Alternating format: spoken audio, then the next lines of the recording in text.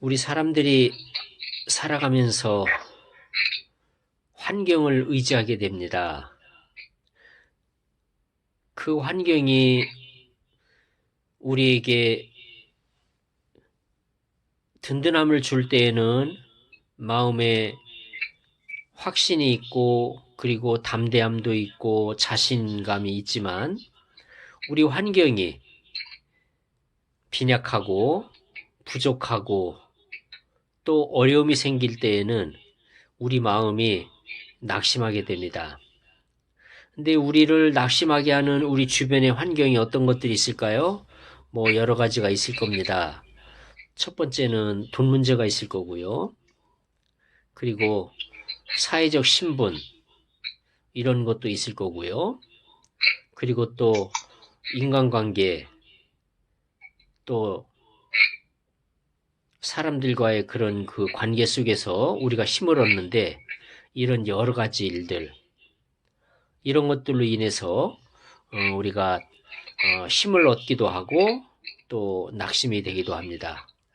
오늘 봉독한 말씀에 보니까 이 시편 기자가 이야기합니다. 내 영혼아 네가 어찌하여 낙심하며 어찌하여 내 속에서 불안해하는가. 근데 여기 보니까 이 사람이 누구한테 얘기합니까? 딴 사람한테 얘기하는 겁니까? 아닙니다. 내 영혼아 얘기하는 거 보니까 자기가 자기 자신한테 얘기하는 거예요. 그러니까 자기가 자기 자신에게 어찌하여 네가 낙심해 있는가? 어찌하여 네가 불안해하는가? 이렇게 질문하고 있는 겁니다. 이 말을 바꾸면 지금 이 시를 쓰고 있는 이 시편 기자는 마음이 심히 낙심해 있고 마음이 심히 불안한 가운데 있다는 것을 의미하는 거예요. 여러분들께서도 인생을 사시면서 아마 이런 경험이 있으실 겁니다. 마음이 심히 낙심이 된, 그래서 마음이 이 낙심이 됐다는 것은 그야말로 근심 걱정에 휩싸여서 두려움과 염려에 휩싸여서 마음이 다운되는 것을 의미해요. 마음이 아주 그냥 밑으로 쫙 가라앉는 거예요. 마치 그냥 그 지옥으로 내려가는 것처럼 마음이 아주 그 깊은 곳으로 내려가는 것을 의미해요. 그래서 우리 마음이 쫙 가라앉고 모든 힘이 빠지고 에너지가 사라지는 바로 이제 그런 상태를 이야기하는 겁니다. 이 시편 기자가 자기 자신에게 하는 거예요. 어찌하여 내 속에서 불안해하는가. 우리가 이 세상을 살아가면서 이런 불안을 많이 가지게 됩니다. 우리가 의지하는 것이 없을 때, 우리가 돈을 의지하는데 돈이 없어. 우리가 필요한 만큼의 돈이 없는 거예요. 뭐 전혀 없을 수도 있고, 또 내가 필요한 만큼 돈이 없을 수도 있고, 어쨌든 돈이 부족해. 그럴 때. 또 우리의 명예나 신분, 이런 것들. 또 우리의 모든 인간관계들, 뭐 이것 외에도 많이 여러 가지들, 우리 주변의 환경들, 여건들, 또 우리 뭐 가족들이 아프다든지 어려움에 처해서 급한 여러 가지 일들이 막 생긴다든지 이런 일을 경험하게 되면은 우리 마음이 그 낙심이 돼요. 왜냐하면 우리 인간은 우리 환경을 보며 살기 때문에 그래요. 환경을 의지하며 살기 때문에 그래요. 그래서 오늘 이 시편 기자는 그 해결책을 어떻게 주십니까? 바로 그 다음에 나와요. 너는 하나님께 소망을 두라. 하나님께 소망을 두라는 거예요. 그것이 바로 이 시편 기자의 해결책이에요. 바로 우리가 낙심이 되고 그리고 불안해할 때 그 답은 하나님께 소망을 두라는 거예요. 하나님을 바라보라는 거지요. 하나님께서 도와주실 것을 바라보고 그것을 믿고 나가라는 거죠. 시편 기자가 우리에게 주는 해결책입니다. 이 사람이 발견한 거는 우리가 왜 낙심하고 왜 불안해했는가? 바로 세상을 바라봤기 때문이에요. 우리 환경을 바라봤기 때문이에요. 우리 세상을 의지하고 환경을 의지했기 때문에 그래요. 그런데 그 세상이나 환경은 어떤 특징을 가지고 있느냐? 불확실해요. 확실하지 않아요. 항상 불확실해요. 우리 주변의 환경은 계속해서 지금 불확실해요. 전 세계적인 국제 정세도 지금 불확실합니다. 지금 러시아가 우크라이나를 지금 침공하겠다고 막 협박하고 있지 않습니까? 으름장을 놓고 있지 않아요. 그래서 막 미국에서는 또 경고를 하잖아요. 니들 우크라이나 침공에 우리 가만히 있지 않아. 러시아 니들 단단히 당할 거야. 함부로 그렇게 하면 안 돼. 라고 하면서 또 경고를 해요. 그래서 어제 그 저녁에 그 미국 대통령하고 푸틴 대통령하고 이게 전화 통화를 하면서 논의를 했는데 아직 협상이 안 된 것 같더라고요.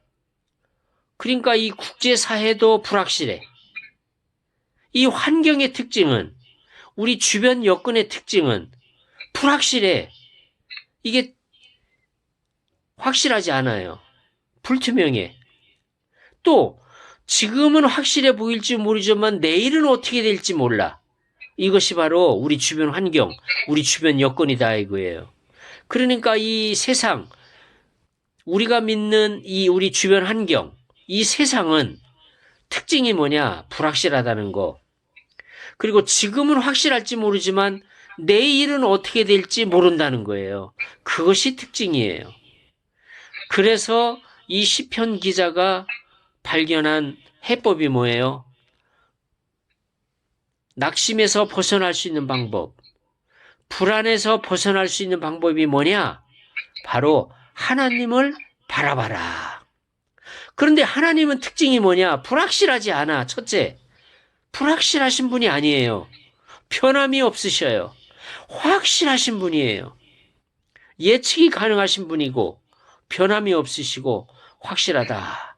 그래서 바로 그 하나님께 소망을 두라. 그래서 우리 마음속에 예측될 수 없는, 예측할 수 없는, 확실하다고 담보할 수 없는 이 환경, 세상을 의지하지 말고 확실한, 그리고 미래를 담보할 수 있는 변함이 없으신 하나님을 바라보고 그 하나님께 소망을 두라는 거예요. 그리고 그 하나님이 어떤 분이시냐? 우리를 도우시는 분이라는 거예요. 바로 여기 성경 말씀이 있잖아요. 그가 나타나 도우심으로 말미암아 내가 여전히 찬송하리로다. 그분이 나타나서 도와주신다는 거예요. 걱정하지 말라는 거죠. 그래서 무엇을 먹을까, 무엇을 마실까, 무엇을 입을까 염려하지 말라. 이 모든 것이 너에게 있어야 할 줄을 너희 하나님 아버지께서 아신다는 거예요. 하늘에 날아다니는 참새들이 무엇을 먹을까, 무엇을 입을까 걱정하지 않는다는 거예요. 그래도 그 참새들이 다 먹고 산다는 거예요. 들의 백합화가 어떤 옷을 입을까 염려하지 않는다는 거예요. 그래도 하나님께서 그 백합화에 예쁜 옷을 다 입혀주신다는 거예요.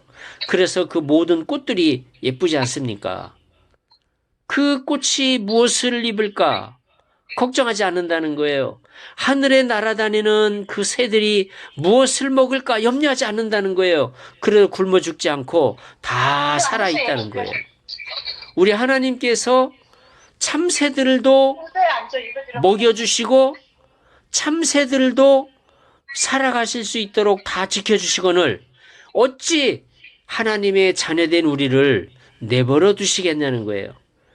하나님께서 들의 백합화도 다 입혀주시고 다 그 예쁜 꽃들로 그렇게 장식해 주시는데 하물며 하나님의 형상을 입은 우리 인간들을 입혀주시지 않겠느냐 말씀하고 있습니다. 그러므로 우리 하나님께 소망을 두라는 겁니다.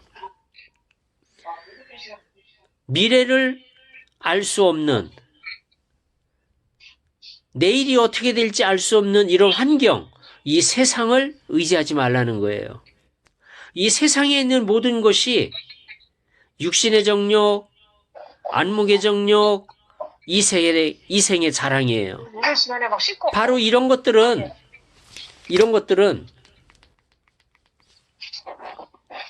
육신의 정욕, 안목의 정욕, 이생의 자랑, 이런 것들이 바로 다 세상에 있는 것들이에요. 그것은 우리를 지켜주지 못해요. 그것은 우리를 보장해주지 못해요. 바로 변함이 없으신, 영원하신, 그리고 내일을 확실히 알 수 있는, 내일이 보장된 우리 하나님께서 그 하나님께 소망을 둘 때 우리는 불안해하지 않고 그리고 낙심하지 않을 수 있다는 겁니다.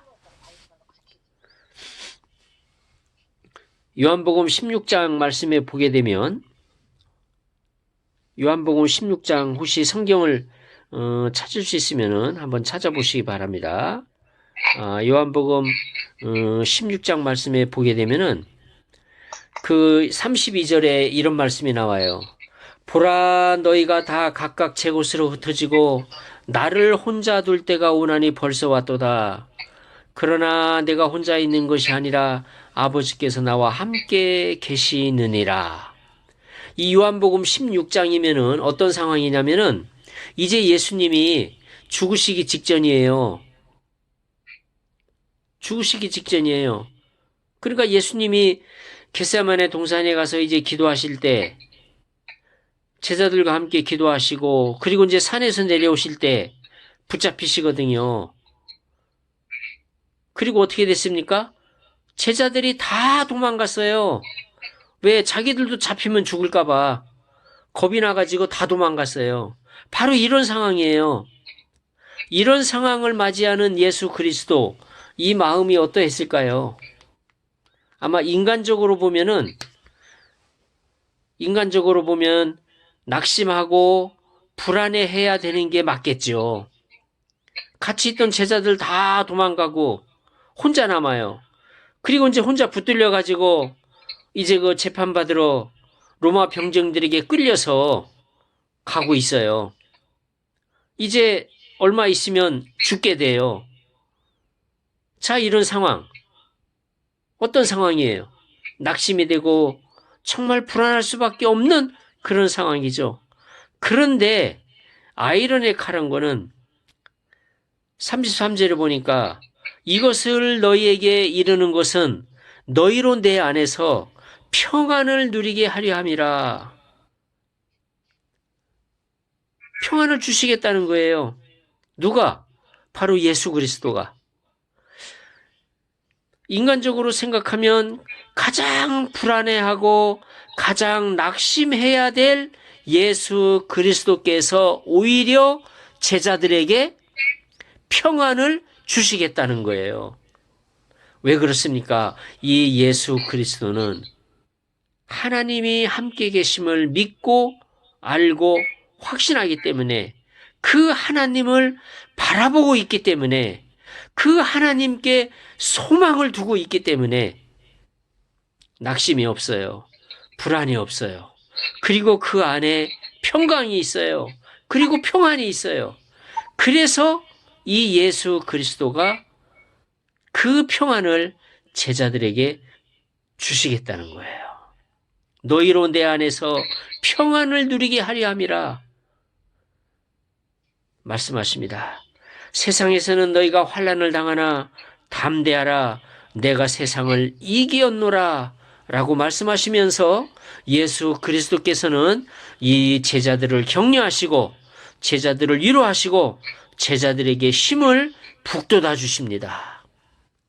인간적으로 보면은 누가 누구를 위로해야 돼요? 제자들이 예수님을 위로해 맞지 않나요? 이제 붙들려서 죽음의 그 형장으로 끌려가는 바로 십자가의 죽음을 향해서 가고 있는 그 예수 그리스도를 위로해 줘야 될 사람들은 제자들인데 그 제자들은 정작 지금 막 무서워서 도망가고 있고 그 제자들에게 예수 그리스도가 평강을 주시고 있어요. 평강을 가지라는 거예요. 그래서 예수님께서 내가 너에게 평강을 주노라. 내가 너에게 평안을 주노라. 라고 말씀하시면서 그들에게 평강을 선사해 주십니다. 하나님께 소망을 두고 있는 사람, 하나님을 바라보는 사람들은 바로 이렇게 낙심하지 않고 불안하지 않고 평강 가운데 살 수 있다는 겁니다. 이 세상은 앞으로도 계속 불확실해요. 내일도 마찬가지예요. 1년이 지나도 마찬가지예요. 10년이 지나도 마찬가지예요. 이것은 변함이 없어요. 그렇기 때문에 변함이 없는 하나님, 확실한 하나님을 우리 마음에 두고 그분께 소망을 두고 그분을 바라보고 살 때만이 우리가 낙심하지 않고 불안해하지 않을 수 있는 것입니다. 오늘 이 말씀으로 마음에 이 말씀을 새기시고 어려움 가운데 살고 있는 불확실한 이 환경과 불확실한 이 세상을 바라보면서 낙심하고 불안해하는 우리 모든 성도님들, 오늘 이 말씀을 통해서 하나님께 소망을 두시고 하나님을 바라보는 가운데 늘 평강 가운데 평안 가운데 사시는 우리 모든 성도님들 되시기를 축원합니다. 아멘.